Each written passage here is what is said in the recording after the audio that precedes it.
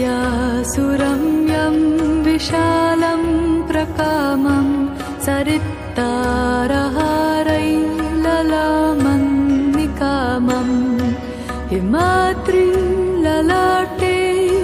पदे चैव सिन्धु प्रियं भारतं तत् सदा दर्शनीयम्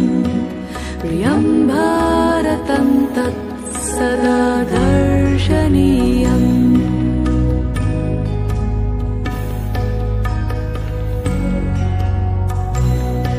धनानां निधानं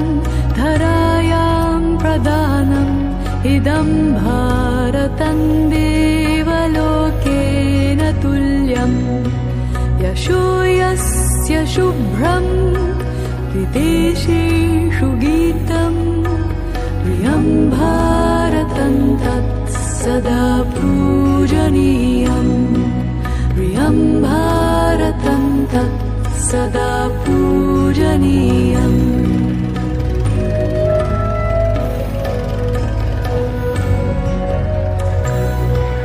अनेके प्रदेशा अनेके च वेषा